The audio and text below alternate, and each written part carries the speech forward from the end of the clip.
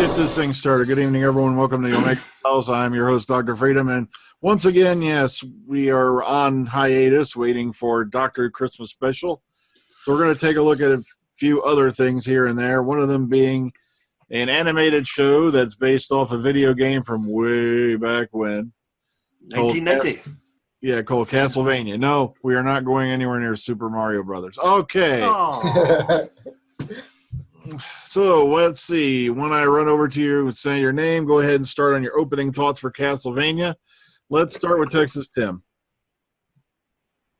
I was saying I thought it was good. I'm completely unfamiliar with the game that it's based on. I liked the style of the animation. It looked new, but it was very retro, like reassuringly retro, kind of 70s, 80s animation type style.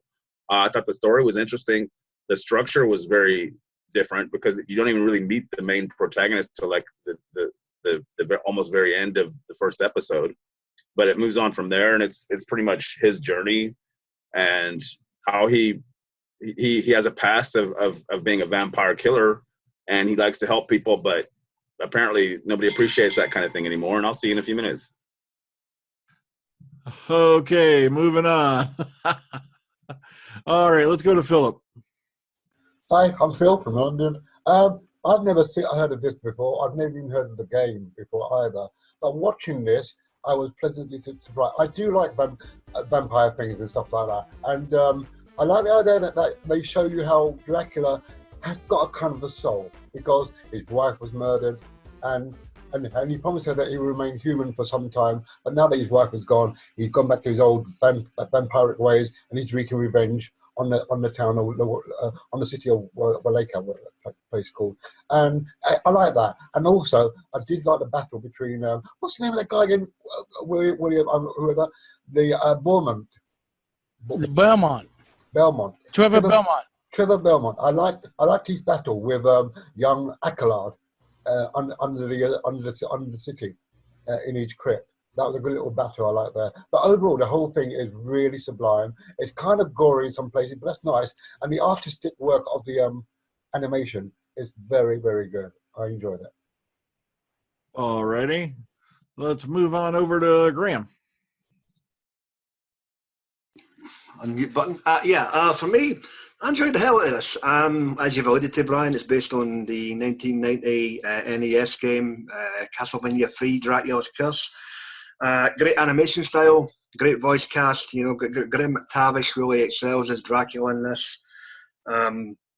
You've slowly but surely getting introduced to various characters through the game. What I like is they've actually been given free range here in terms of their plot because there's only certain Easter eggs in terms of the game, and they've been able to tell their story in the particular style that they like. As Phil alluded to, you get Dracula on a vengeful mission because his wife got burnt at the stake. You've got Alucard, his son, who was basically snibbed up until the end of episode 4, until we're good to go for season 2 after the battle with Trevor. The speakers, and you've got this whole thing of the church being the bad guys, which could have been perceived to be the case back in the 1400s where this thing is based. So, now you've got a wee bit of history mixed with a wee bit of fiction, mixed with Japanese animation, and I enjoyed it. Good show, and I'm looking forward to more. Alrighty. Let's move on over to Alex and Susan. So hi, I'm Susan, and with me is Alex, and I really enjoyed I liked how they connected it to the video game. I listened to all the video game because one of my favorite actors voiced the video game, but then there was I didn't like the modernist the how modern the language was, but I did like I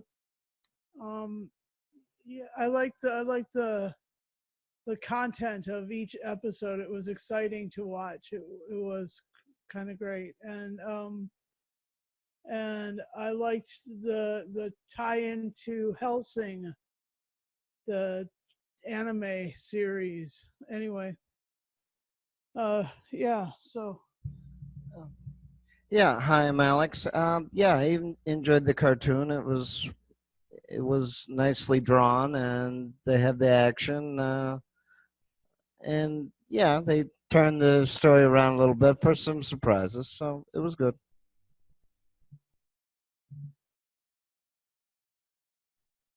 Oopsie. We'll move up to William. Hey, now, how you doing, everybody? I don't remember playing the video game of Castlevania. I think maybe the first or second one. It's been a long time. And when I heard about that, made an anime of it, I was looking forward to seeing it. But I'm watching. I noticed that you could say this is a full movie cut up into 4 chapters, just to lengthen for people to watch it one at a time or binge watch it like a lot of people does. So it really stood out. I look forward. It was a little bit upsetting that it was only 4 parts. It could have been a little bit, maybe 2 or 3 more extra episodes. But it was only a beginning. So for people to, you could say wet your feet on it. For people could want to see more of it. And so I look forward for the second season to come out and see how it is. And that, like everybody said, the characters all stood out like that because whoever played the game will remember it is gonna remember like Trevor Belmont and how he was introduced in the story. Almost like a drunk like that, and dealing with his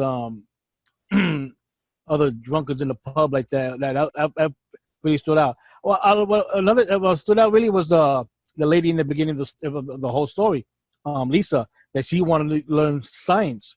She wanted to be more educated, and Dracula let her do it. And of course, we didn't see it, but we learned later on that they do get married. And she's falsely accused of witchcraft and got burned for it. That's why Dracula is punishing the town. But it was what like Graham was saying a little while ago. It was a little bit like the way it was back in those time because the church accused a lot of people of say witchcraft or heresy like that. A lot of it is to take your property and all that. But that's the way it was back then, and there wasn't that many people who go against the church because that was seen as blasphemous and all that. In a way, the bishop got his just desserts at the 4th chapter. So it was. I look forward for the next season to come out. I try to look it up and when it was, if it was still being animated or if it was done like that, but I haven't found anything yet. Hopefully, I could hear some news of when the next part will come out. Let's move over to AJ. Hi there, guys. Yeah, I knew about the Castlevania games. I never actually played them as a kid, unfortunately. I really enjoyed this. The language, the animation, the blood, the gore. The guy who played Trevor Belmont sounded a lot like Paul McGann to me. I don't know if anyone else heard that or not, but yeah, it sounded like Paul McGann. I just loved the story. It was awesome. And Dracula being, trying to be a regular human, which was pretty cool for a twist of a story. I just wish they showed a quick montage of him and Lisa slowly, coming closer and closer together, which would have been a bit more than just, oh, look, he's married now. But it was a good story. I wish, like William said, it was an episode or 2 longer. But other than that, it was brilliant. Alrighty, yeah, there was a lot of big name actors and all that involved in this thing. I was shocked, along with your usual thing of voice actors and whatnot, such as let's take a look here at the list. All right, we'll run down them real quick as part of we'll go to open mic now, by the way, and okay, Trevor Belmont, who is voiced by Richard Armitage. Mm-hmm. Like I said, very interesting story there, about. Here's this guy, whose family had fought against supernatural foes, but somehow things apparently did not go so well, and he winds up being a drunk. A very amusing drunk. Nothing wrong with him. Very amusing drunk that ends up beating the crap out of people. But I especially love, like Graham brought up before we got started, something about goats we won't mention right now. Yeah. Something about goat truckers. Yeah.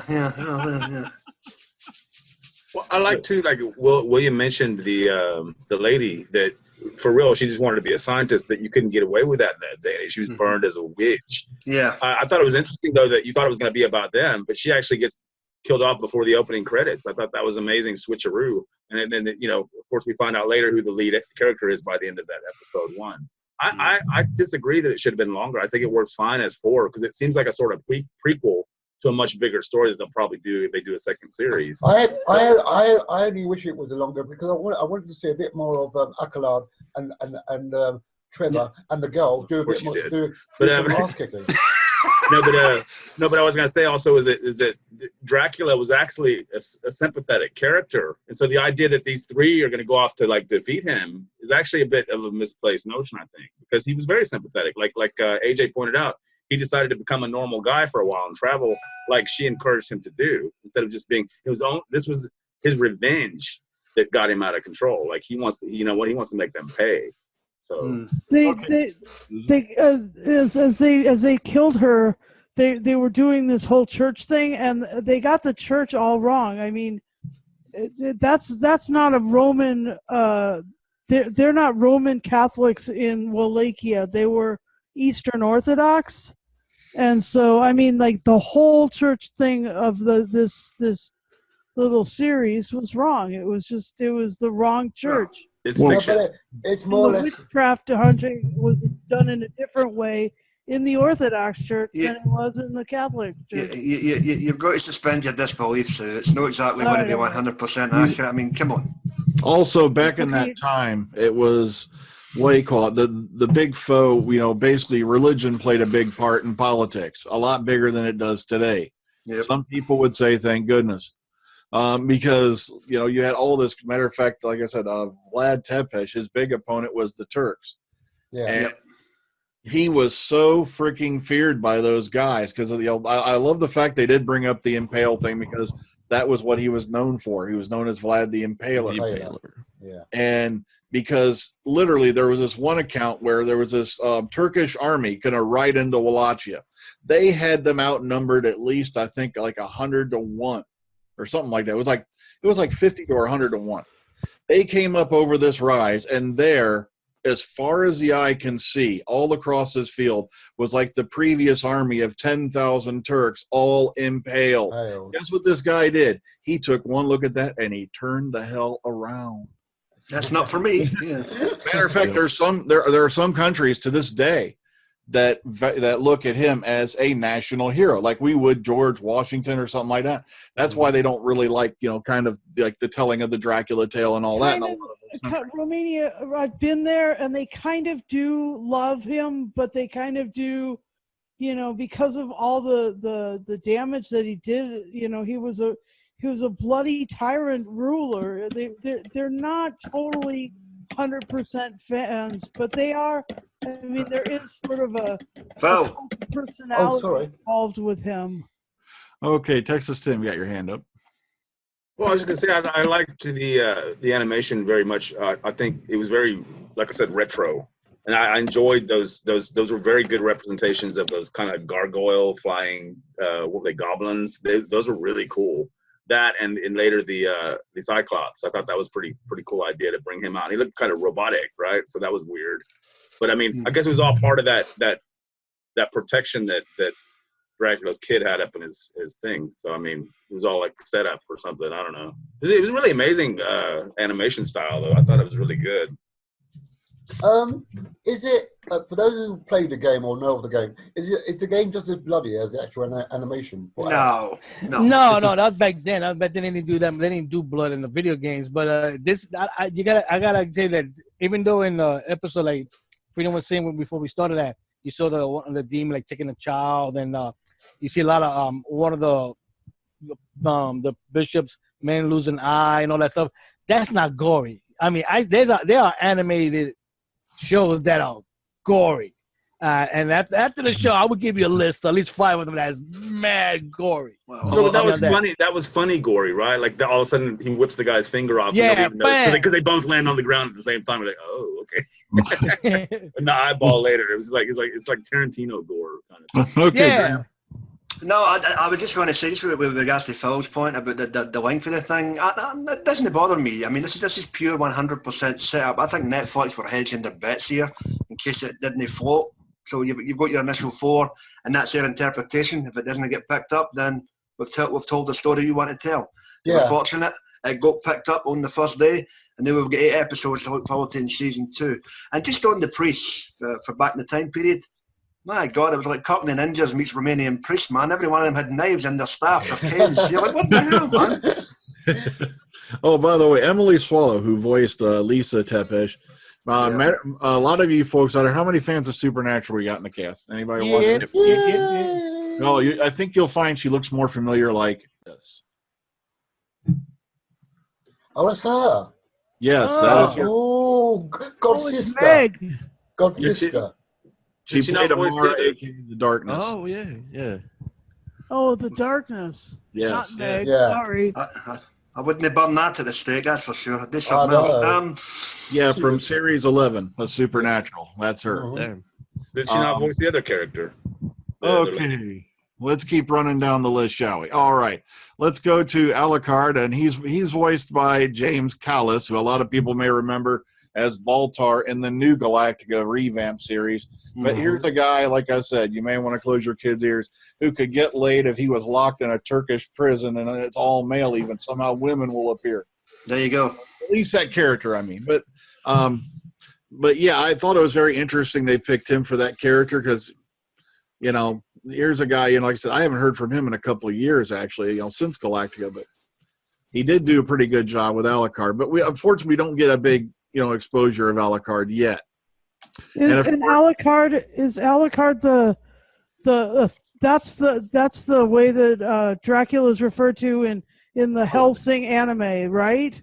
It was Dracula backwards. Yeah. Yeah. Right. That was done before in a couple of old horror movies, where he went by the name Alucard. That's Yeah, right. yes.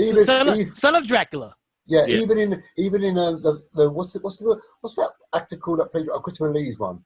There's someone called Alucard or Yeah. Alucard in that story. I can't remember which one it was though. Yeah, but if you haven't watched Helsing or Helsing Ultimate, I encourage you to do so. I've watched both series. So, Yeah. okay, Graham. Well, just on Alucard, I mean, we like the guys have alluded to, we didn't get much of him. You got the wee tease in episode 1 when he's trying to convince the old man, you know, you can't kill everybody for the sins of one. And then does he get put into his sleep? It was as if he had a fight with the old man and they get put in suspended animation for a while in that castle, but there you go. Don't you think it's odd then that he since what has happened while he was asleep, he now has vengeance against his father, and he wants to use this pair of people that he's encountered to help him in that quest. That's obviously where we're going to go with this. But to be fair, Dracula wasn't unsympathetic. I mean, as the main baddie, and I thought it was kind of cool how you only got to really see him in episode 1. You still feel his presence throughout. I mean, in other words, there's no visual on the baddie except his creatures until episode 4 when you meet his son again. But I mean, it seems like they're going to be on a difficult errand to do this in the follow-up. Yeah, Dracula, who's voiced by Graham McTavish, who's been in everything from Eric the Viking to Rambo to this guy.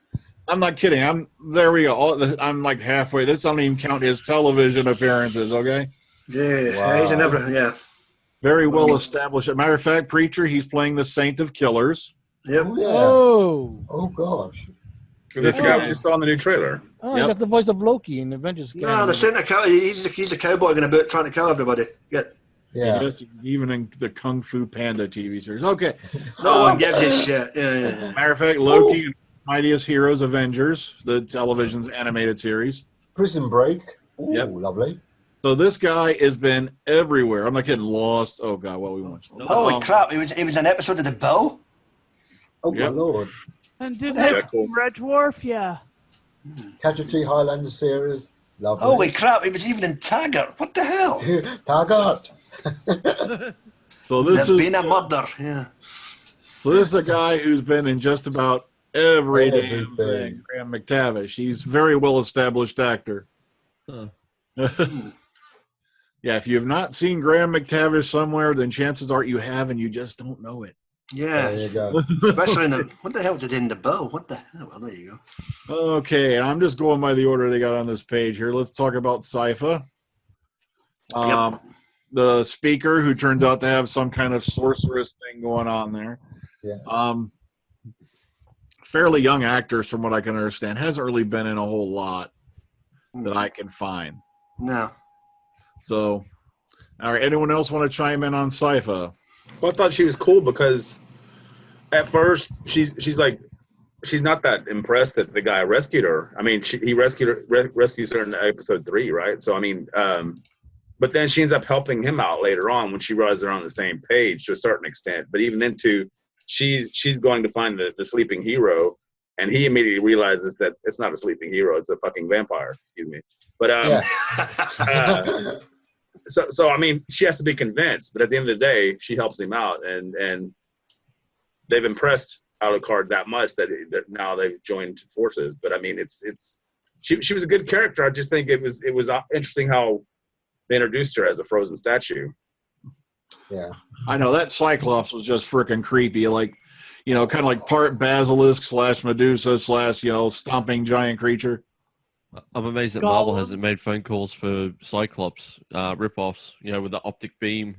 Yeah, that's what I was thinking. Oh my God, he's dodging Scott Summers. Oh, okay. All right, Graham. No, just on the Cyclops. That was basically that was an Easter egg in plain sight for anybody who played the video games back in the day, because that was one of the main levels in the video game. As I say, it doesn't touch on the video game as much as you'd think, but there's plenty of Easter eggs there for anybody who played the game back in the day. Yep, and then of course you also have the Elder.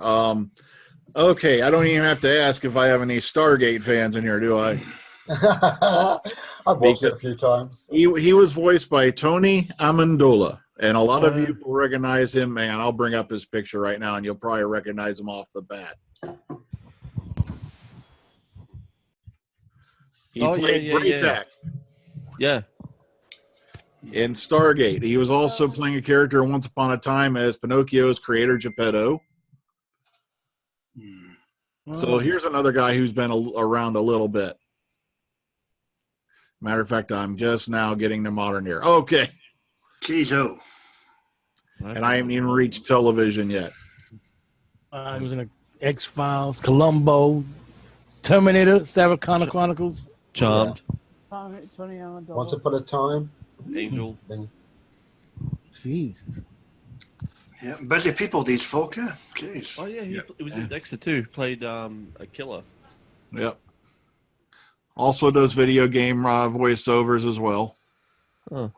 Yeah, just basically voice credits in the video games, isn't it? So, like I said, a lot of sci-fi fans will recognize him as Braytac right off the bat, because that was a very powerful character towards the end of Stargate. Yeah. Okay, where he went over. All right, the Bishop, played by Matt Frewer. Do we really have to go into Matt Frewer? Oh, no. Matt Frewer. No, we all know him. I only remember him from Max Headroom. Is that him? Max Headroom. Yeah, he was Max Headroom way back when. He was also in, I don't know how many other movies, stories, and all that, but I actually didn't recognize him at all. Yeah. He had that. So go ahead.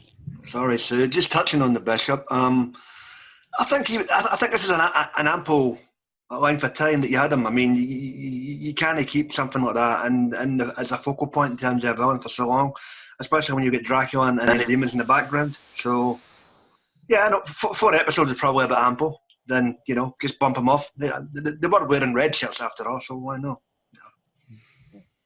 But yeah, I was shocked because I did not recognize his voice at all as the Bishop. I was like, damn, He had that Stephen Thorne going on, that howling raw thing.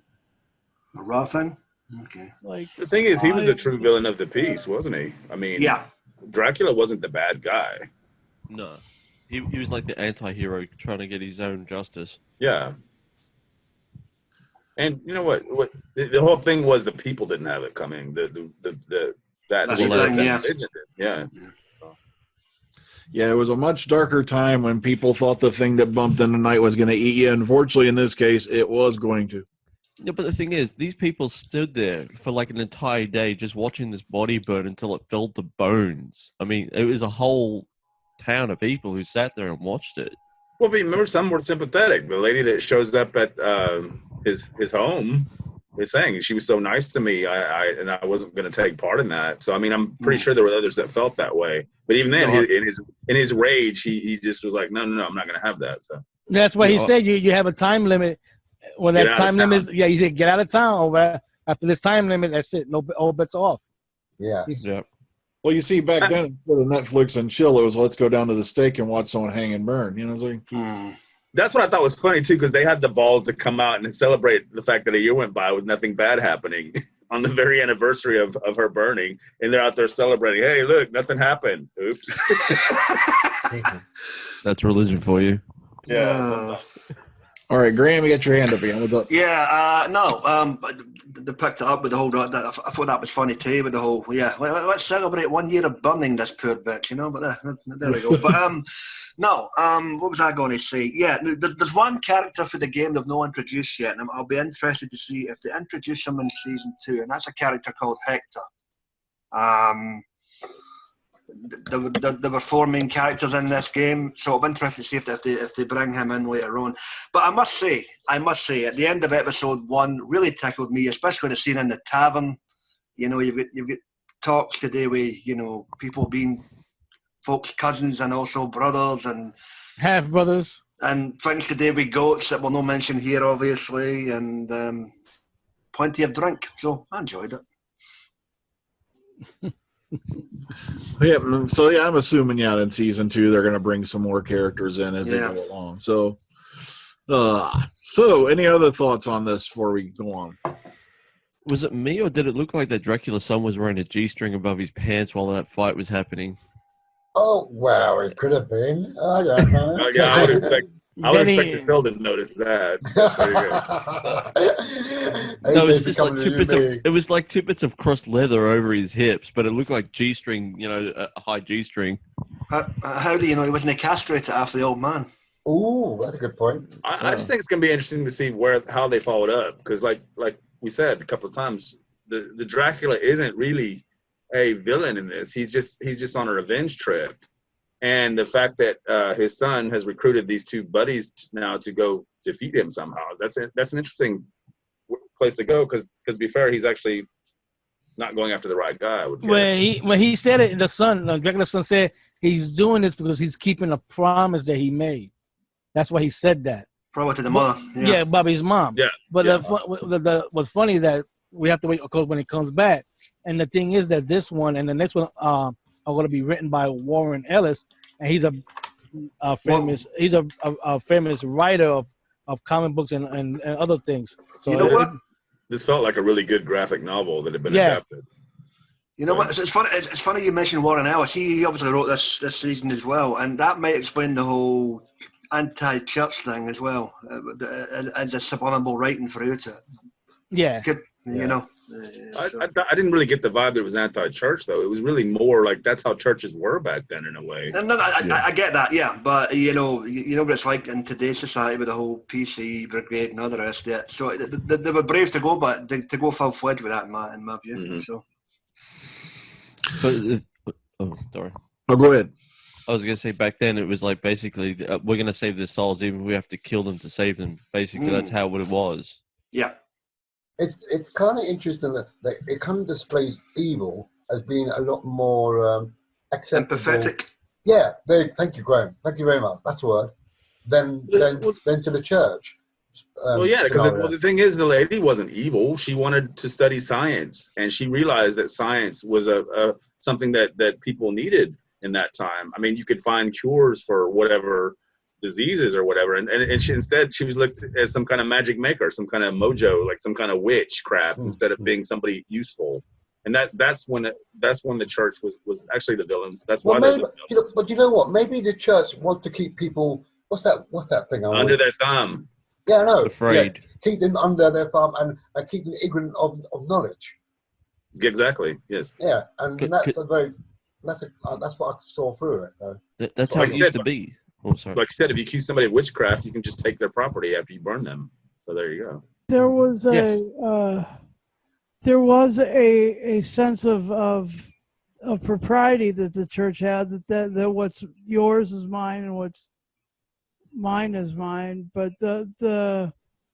it it's difficult because they got so much wrong to know really what the real answer would have been. I don't know. Well, I mean, you got to remember that in this story, the church committed the crime. First, they broke into Dracula's home. That's one thing. Then they killed his wife, claiming that she's a witch. When even the demons who came into the church saying, "You did all this on a lie," they told them right. And remember, this is the funny joke. They demons never lie. They will tell you the truth, whether you like to hear it or not. That's another story. But they don't lie. And it was the truth because she's not a witch. She was just into science. Yeah. One man's good is another man's evil. That's what they say. Oh, according to the note here, 8 new episodes have been confirmed for the second season. So there you go. Woo-hoo, yes. When is that due to be put out? Probably no one knows early yet. next year. Go email Warren Ellis and ask him that. Yeah. I'll let you do that, Will. You know him better than I do. I met him one time. I didn't get his autograph, so no way. So Castlevania, interesting series. Okay, anything else before we rate it and put it to bed? Can't think of nothing now. Just look forward for the next season. I can't wait to see it. Yep, same here. I concur with that. Bring it on. Has it already been announced? Yeah. All we have is that there's going to be 8 new episodes, no synopsis or anything like that as of yet, no release date as of yet, but That's good. That they're already doubling down. so apparently this was pretty well received. Yes. Okay, let's go ahead and we'll rate it and put it to bed. Let's start with AJ. Out of 10, how do you rate Castlevania, the first 4 episodes? I'm going to give it a 10 out of 10. It was brilliant. It was comical. It was everything you want it to be. And Trevor kept getting kicked in the nuts. So, Yeah. Would you please leave my testicles alone? Okay, William. I'm going to give it a 9 out of 10. Yeah, I know 4 episodes is not bad. I wish maybe 1 or 2 would have been added just to see maybe the journeys that Dracula did during that time he was away, see what he was doing like that. That would have been nice to see that. But like I said, I can't wait for the next season, but I'm going to give it a 9 out of 10. Okay, Susan and Alex. Yeah, I'd give it about, a 8.5. I'd watch a few more episodes, see if I really like it. But it's a good first start. And I'll give it an 8 out of 10 because there was some stuff that I just didn't jive with, but that's cool. There was other stuff that was really awesome, like Helsing connections and other stuff I've already said. Okay, Graham. It's very rare that things on video games fly really well. In fact, about 8, 9 times out of 10, they're the drizzling shits. Fortunately, this is quite good, and I'm looking forward to more. And just on people getting kicked in the nuts, and just on a quick note, the fight at the end between Alucard and Trevor, where he goes to knee him in the nuts, and he basically says, "This isn't a bar fight. Show some decorum, for God's sake." Fantastic. So for that, I guess a 9.5 from me. All right, Philip. This gets a 10 for me because I've never seen this. I've never known of this of Castlevania before. I've never heard of it. And after watching this, I want to see more. And I'd still say, like Will said, I wish they had a bit more, 1 or 2 episodes more, just to see Alucard and the two do a bit more ass kicking along the way. That's what I wanted to see. Okay, and Texas Tim. I'm going to give it a 9.5. I think it was a great start to something that may turn out to be a big deal. So I can't wait to see what happens next. Yeah, I'm going to definitely give this a 9. It takes a lot for me to enjoy anime and animation and stuff like that, especially, based off video games, because 9 out of 10 times they get them wrong. They get them way wrong. And this one did a really good job at it. So I'm definitely looking forward to the next series. Well, all I can say, folks, is, like I said, we're on hiatus, so we're going to be probably bouncing off different random things. So once we decide what the next one's going to be, we'll see you then. So take care. Ta-ta. Enjoy the rest of your weekend. Be seeing you. Give it a fair crack of the whip. It's a good show. Good night.